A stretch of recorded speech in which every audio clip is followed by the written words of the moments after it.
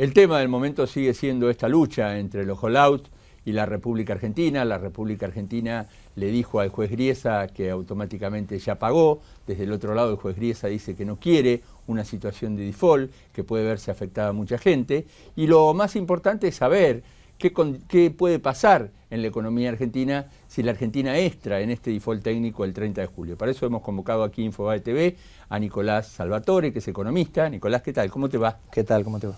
Bueno, ¿cómo estás viendo la situación? Porque yo decía, tiene una dinámica que lo que decíamos hace 3 días ya va cambiando y día a día esto se va modificando.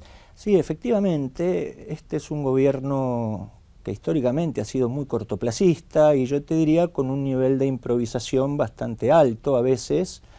Y esto es una opinión personal, creo que en estos temas económicos, financieros, legales, con un gran nivel de inexpertise.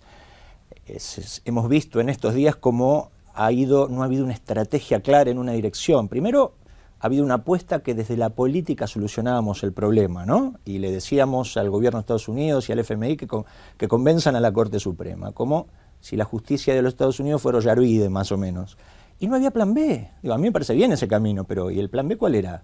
Sorpresa por el fallo de la Corte. Y luego hemos ido a los tumbos, porque claramente hay hasta diversas opiniones en el gobierno, pero no hay una estrategia clara. Y es por esto simplemente que vemos que semana a semana las cosas parecen que van a ir para un lado o para el otro. Yo hasta hace, te diría, 1 o 2 semanas, casi hubiera apostado a que la probabilidad del default tendía a 0. Y hoy te diría que azorado veo y no comprendo cómo es posible que estemos tan cerca de ir a un default. O sea, ¿vos considerás que la Argentina en estas condiciones está muy cerca de llegar a ese default técnico el 30 de julio? Sí, más por impericia del gobierno que porque la situación lo amerite. Es decir, la situación es casi absurda. ¿Por qué?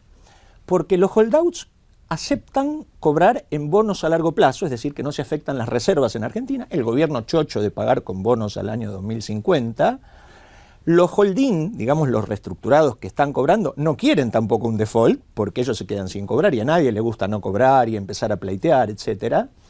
O sea que el juez Griesa tampoco quiere pasar a la historia como un juez que, digámoslo, después de haber apoyado durante casi 10 años a la Argentina, habiendo firmado los canjes del 2005 y 2010, era un juez amigo Griesa, ¿eh? Este gobierno lo hizo un amigo. Yo decía que Griesa desde el 2012, que empieza la sentencia contra la República Argentina y la Argentina empieza a apelar, fue bastante benévolo con la República Argentina. Pero totalmente, hasta que el hombre veía que en los diarios la presidenta decía que Griesa era el diablo, que iban a entrar en desacato con su corte, que qué sé yo, bueno, la cosa... Hubo una falta de manejo, de percepción de cómo funciona la justicia en otro lugar del mundo, una gran improvisación, y entonces... Pero Griesa tampoco quiere pasar a la historia como el juez que, habiendo hecho un depósito a la Argentina, manda a un país al default y deja sin cobrar a los holdout y a los holding. Tampoco es. Es decir, todos los jugadores están de acuerdo y hay una situación, digamos, de equilibrio, diría un economista, para el acuerdo. Sin embargo, la torpeza inexplicable del gobierno se está llevando a un, yo diría, absurdo default. Un comunicado de ayer del Ministerio de Economía dice que en realidad la Argentina no entró en default y que la Argentina pagó. ¿Vos crees que esa situación es correcta o en realidad al juez Griesa bloquear de alguna manera esos fondos que están en las cuentas del Banco Central, del Banco New York, que no se pudieron llevar para pagar a aquellos que entraron los canjes 1 y 2, sigue ese problema allí? Bueno, el gobierno está planteando una discusión filosófica y armando un relato épico para decir que patria buitres. Pero a los efectos conducentes, los efectos del default, sean por A o por B, a la economía argentina le van a afectar igual que si eran no por otra razón. A ver, el juez Griesa lo que está haciendo es, por las especulaciones que podamos hacer, dejémoslas de lado, lo que está haciendo es, en términos coloquiales, apretando a la Argentina para que se siente a la mesa y muestre voluntad de negociación, cosa que hasta ahora Argentina no hizo. Bueno, ahí está. Esa es la pregunta. ¿Por qué crees que la Argentina no presenta, no presenta algo parecido a lo que presentó cuando pagó, por ejemplo, al CIADI, cuando le pagó $5.000 millones en bonos a Repsol por el 51% de la expropiación de YPF? ¿Por qué vos crees que la Argentina, porque muchos dicen del otro lado, Griesa lo dijo ayer, dijo, la Argentina no se sentó a negociar todavía? Claro. Bueno, por 2 razones. Porque esta pregunta podría ser, ¿por qué no lo hizo desde el 2010 hasta hoy? ¿Por qué espera un fallo adverso? Que hubiera negociado en condiciones mucho más ventajosas para la Argentina. Bueno, por mala praxis, por impericia, por creer que desde la política se manejan la economía, las leyes y las finanzas. Estaba muy confiado este gobierno, no sé si te acordás, cuando éramos el 54%, la cláusula cerrojo, estaba muy confiado políticamente de que los buitres era un tema terminado y que nunca más le iban a pagar. Desconociendo la historia reciente de América Latina, en donde Perú hizo una reestructuración y cuando terminó fue y le pagó a los buitres. Y Ecuador, Correa, que no es un hombre de derechas, digamos, cuando hizo su reestructuración, investigando la deuda ilegítima, o sea, súper transformador, fue y le pagó a los buitres también. ¿Por qué? Porque a los holdouts los asiste un derecho a cobro, que dice que tienen un papel que dice pague $100 tal día, en tal fecha, y eso subsiste a la reestructuración. Los buitres tienen un derecho, ¿eh? Acá no hay una cuestión de conspiración financiera internacional, y eso lo sabemos todos. Ahora bien, creo que una parte de la explicación es por haber subestimado el problema y por mala praxis. La subestimación es la primera. Sin ningún lugar a dudas. Pero además, ahora hay otro problema que es la cláusula Rufo. Bueno, vamos a esa cláusula que es el fantasma que todos los economistas hablan y todos los demás. Bueno, Rufo en términos en inglés la traducción significa el derecho a una mejor oferta. Exactamente. Vos no podés mejorarle la oferta ni a los que entraron ni a los que no entraron en el canje, porque de lo contrario tenés innumerable cantidad de juicios. Déjame ir al grano, con un camino directo. La cláusula Rufo dice que Argentina no puede voluntariamente mejorarle la oferta a los holdouts. Por lo tanto, yo podría ya mismo decirte 2 o 3 maneras de evitar la cláusula Rufo e ir al acuerdo que todos queremos, evitar el default y pagar el 100% en bonos a largo plazo. Ya escuchamos las 2 maneras. Digo, a ver, para no confundir, digamos, a la gente con tecnicismos, vamos a la más sencilla. Pagás cash, es decir que, porque ¿cuál es el problema? Como bien decía Bruno, si vos entrás a una mesa de negociación y haces alguna oferta de tantos bonos tales a tasa de interés y a tal plazo, se podría interpretar eventualmente, antes del 31 de diciembre, como que vos negociaste, pese a que hay un fallo de un juez. Negociando un pago voluntario, digamos. Claro, ¿no? hay un fallo de un juez. Eso es mandatory, dirían en inglés, es decir, es compulsivo. Eso no es voluntario, pero pueden argumentar que dentro de ese fallo vos voluntariamente negociaste. Entonces hay una manera muy fácil de evitarlo, sin esperar hasta enero, que sería lo traumático, porque en estos 6 meses la economía argentina sufriría mucho y este gobierno también, económica y políticamente. ¿Qué es? Pagar cash. Los 1.600 millones de dólares, aunque no nos guste, por esta vez se evita el default y las consecuencias. A ver, el beneficio para la economía argentina y para este gobierno de evitar el default y que ingresen capitales muy contentos y solucionemos la crisis cambiaria y aceiten la economía y el déficit fiscal pueda ser financiado con deuda y no con emisión monetaria que genere inflación. Mira, ya con lo que te dije, ese beneficio es muchísimo mayor a pagar solamente 1.600 cash. Entonces, ¿qué dice el gobierno? Bueno, pero atrás me vienen 15.000 millones de dólares. Primero, eso es falso, porque los que son con legislación Nueva York en total son 7.000, menos los 1.600 que ya pagaste. Después te tienen que hacer los juicios y de acá unos meses, un año. No es automático, digamos, no, que tienen cobró... tienen que ir a juicio. Tienen que ir a juicio en juicios cortos. Por ejemplo, cobró NM Elliot, cobró Aurelius, cobraron los 13 bonistas y automáticamente accionan contra la Argentina el resto. Accionan, pero no es tanto como acá que hay un precedente. Hay un plazo, hay una demora, sí, digamos. Sí, por supuesto. Pero además, ahí sí podés negociar en enero. Ahí tenés tiempo. Porque ahí se venció la Rufo. Claro. Entonces vas ahí y ahí les ofreces bonos largos. Y déjame decirte por qué los acreedores están deseosos de bonos largos y no de cash. Ellos no quieren nuestras reservas. ¿Sabés por qué? Porque una vez que Argentina pagó el CIADI, el Club de París, Repsol y los holdouts, cerró todos los defaults, si querés, financieros, y los bonos argentinos van a subir muchísimo y las acciones argentinas también. Por lo tanto, lo que más quiero es tener un bono. ¿Y por qué más largo? Porque si es más largo, es más volátil.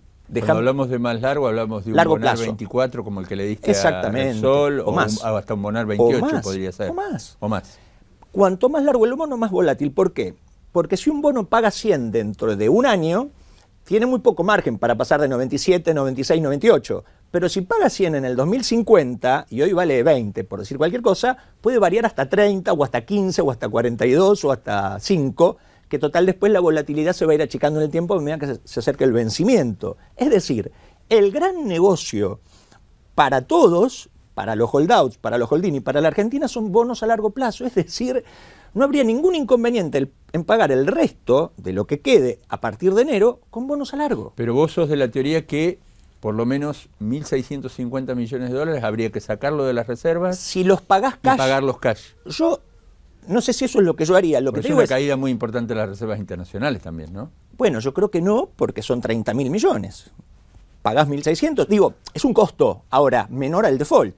Digo, si vos pagás cash, claramente es compulsivo lo que tuviste que pagar. No fuiste a ninguna negociación de nada, no negociaste con nada, acataste un fallo de la justicia norteamericana. Nunca nadie te va a ganar ningún juicio si vos pagaste cash con reservas. ¿Y vos crees que existe alguna posibilidad que en el equipo económico se prenda la luz y digan vamos a pagar cash 1.650 millones de dólares después de todo lo que ha venido pasando? Faltando días hasta el miércoles que viene. Faltan 7 días y faltan 5 días hábiles. Claro. Yo te diría que no le veo mucha otra opción. Es eso, porque el juez Griesa no pone el stay y no hay otro paraguas legal. Eso o el default. Porque este gobierno, por la falta de expertise, por la improvisación con la que se ha manejado en estos temas, tiene temor. ¿De qué? De que los propios funcionarios, la presidenta, el ministro de Economía, en persona, además, vayan a juicio. Eso es por la cláusula Rufo. Exacto. Ahora, la ignorancia es lo que lleva al temor. Porque si este gobierno estuviera rodeado de buenos asesores, ¿qué es lo que le tiene que decir un ministro de Economía a una presidenta? Le tiene que decir, doctora, yo sé cómo se hace esto, este es el camino y yo le garantizo el resultado. Bueno, el comunicado que dio a conocer ayer el Ministerio de Economía lo escribió la presidenta Cristina Fernández de Kirchner con el secretario legal y técnico de la presidencia, Carlos Zanini, y después le preguntaron a Kicillof si estaba bien. Claro, sí. Este gobierno cree que la política determina la economía. Lo digo, no es el ministro de Economía el que le recomienda a la presidenta, es la presidenta la que le dice al ministro de Economía qué tenés que hacer. Es porque hay gente que ni siquiera estudió economía. Ahora bien, el ministro puede sugerir y decirle, yo estoy convencido. ¿Qué le decía Cavallo a Menem? ¿Qué le decía Zurruil a Alfonsín? ¿Qué le decía Lavagna a Kirchner? Esto se hace así, yo te lo hago y te lo saco bien. Y las cosas ocurrían. ¿Por qué? Porque tienen los suficientes quilates sobre el lomo, la expertise, la historia y haber pasado por situaciones similares, porque estaban convencidos de lo que ellos iban a hacer. Nicolás, ¿cómo ves la figura de Kicillof en todo esto?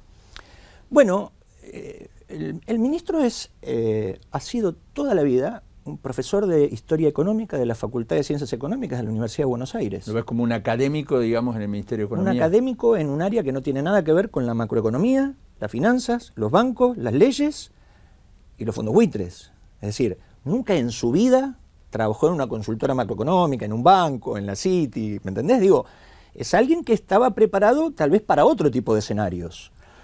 Pero tal vez eso no sea lo más preocupante, porque él puede ser un buen político y rodearse de un equipo de expertos. Esa cosa no existe. Él se ha rodeado de chicos que eran más chicos que él, y él es un joven. Hablaste de escenarios ahí. ¿Qué escenario prevés vos para la República Argentina si la Argentina entra el 30 de julio en default técnico? Bueno, un escenario... A ver, saquemos los fantasmas. Acá no va a haber un 2001, no va a haber hiperinflación. No estamos... Se lo digo a la gente porque por ahí la palabra default asusta, ¿no? El default de este default es un default técnico, no es el default del 2001, que fueron prácticamente 120.000 millones de dólares de deuda que directamente se defaultió. Aquí lo que va a pasar es lo siguiente. Nada va a cambiar desde lo estructural en el sentido de que la inflación va a seguir siendo 30, 35, 40%, el desempleo anda alrededor de un 12%, la recesión ya había empezado y se va a profundizar, pero digo, no es que vamos a pasar de un supercrecimiento a una superrecesión.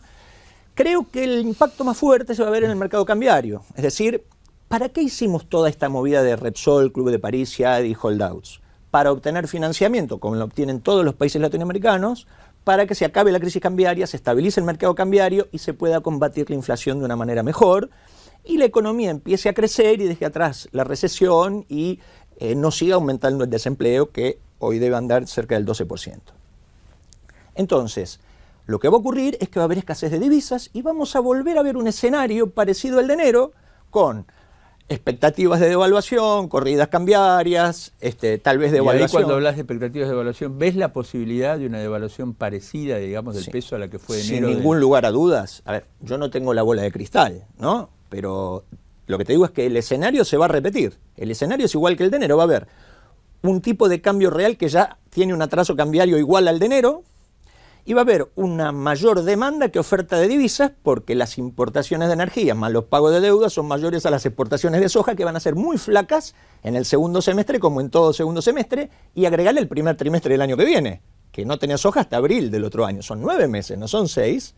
Entonces, el exceso de demanda de divisas va a tender a empujar el tipo de cambio, y sobre eso se van a montar el mismo juego de expectativas que hacia principios de año, por el cual, además, el importador va a tratar de adelantar importaciones, y no hacerlo con una carta de crédito a largo plazo, a un año, y el exportador va a tratar de retener, porque todos van a empezar a pensar que va a haber devaluación. Entonces, al crecer las expectativas de devaluación, se dan estos juegos típicos de la economía de profecías autocumplidas que refuerzan el escenario de corrida. Es decir, el escenario lo vas a tener. Yo no sé cómo lo va a manejar el gobierno. Si no íbamos al default, tenía todos los elementos para manejarlo bien y poner el tipo de cambio donde quisiera y tener un escenario más tranquilo de financiamiento del déficit fiscal. No nos olvidemos que aquí hay otro condimento muy importante. Si vos tenés 4,5 puntos de déficit fiscal global sobre PBI, sin contar la ayuda del ANSES y del Banco Central, y lo tenés que financiar con emisiones, eso va a inflación. Si lo financiás con deuda, que es lo que podía hacer el gobierno ahora, eso era desinflacionario. Es decir, nos hemos perdido esta gran oportunidad de estabilizar la economía, y no te digo empezar a crecer mucho, pero empezar a crecer despacito, y ahora vamos a un escenario crítico en el mercado cambiario como el que teníamos a principios de año. Es decir, vamos a un escenario de